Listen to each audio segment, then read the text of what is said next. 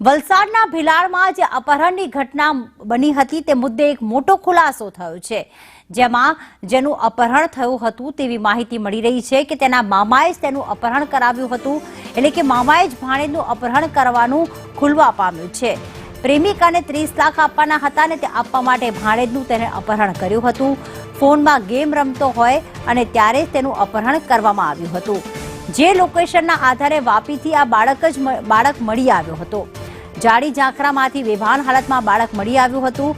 એક વ્યક્તિને 10 લાખની લાલચ આપી અને અપહરણ કરાવ્યું હતું। બાળકનો છુટકારો કરાવી અને મામાની ધરપકડ કરવામાં આવી છે। બાળક બેભાન થતા મામાને લાગ્યું કે ભાણેજ તો મરી ગયો, જેથી જાડી ઝાંખરામાં ફેંકીને તે નાસી છૂટ્યો હતો। તેણે પોતાની પ્રેમિકાને 30 લાખ આપવાના હતા અને એક વ્યક્તિને 10 લાખ આપવાની લાલચ આપી અને પોતાના જ ભાણેજનું અપહરણ કરાવ્યું હતું। જ્યારે આ બાળક મોબાઈલમાં ગેમ રમી રહ્યો હતો ત્યારે તેનું અપહરણ કરવામાં આવ્યું।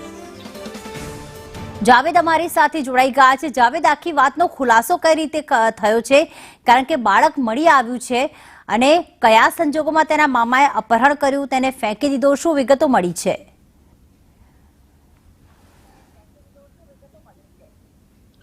જી, આ ભિલાડની ઘટના છે કે ભિલાડ વાપીનો જે પરિવાર છે ભિલાડ લગ્નમાં ગયો હતો ને ત્યાં તેમના જે 7 વર્ષનું બાળક છે તેનું અપહરણ થયું હતું ને અપહરણ બાદ જે છે એ બાળક 36 કલાક બાદ વાપી નજીકથી મળી આવ્યું હતું। એનો પરિવાર આખી રાત એને શોધતો રહ્યો, પરિવારના સગા સંબંધીઓ એને શોધતા રહ્યા અને સાથે સાથે જે છે પોલીસે પણ અલગ અલગ ટીમો બનાવીને તેની શોધખોળ હાથ ધરી હતી। જોકે આ સમગ્ર મામલે જે છે પોલીસે 2 આરોપીની ધરપકડ કરી છે અને આ સમગ્ર મામલે ખુલાસો થયો છે કે બાળકનું જે અપહરણ કર્યું હતું એનો મામો જ છે અને તેણે તેની પ્રેમિકાને 30 લાખ રૂપિયા આપવા માટે આ અપહરણ કરાવ્યું હતું। જો કે મામાએ જ્યારે બાળકનું અપહરણ કર્યું ત્યારે તેને બેભાન થઈ જતા બાળકને મરી ગયું છે તેમ સમજીને તેને જાડી ઝાંખરામાં ફેંકી દીધું। જો કે બાળક સ્વસ્થ હાલતમાં પોલીસને મળ્યું હતું ને પોલીસે બાળકને હોસ્પિટલ લઈ જઈ તેની મેડિકલ કરાવ્યા બાદ તેના પરિવારને સોંપી દેવામાં આવ્યો। હાલ બાળક જે છે સ્વસ્થ છે અને એના પરિવાર સાથે છે, પરંતુ મામાએ જ પોતાના ભાણેજનું અપહરણ કરાવ્યું હતું 30 લાખ રૂપિયા માટે અને એક વ્યક્તિને 10 લાખ રૂપિયાની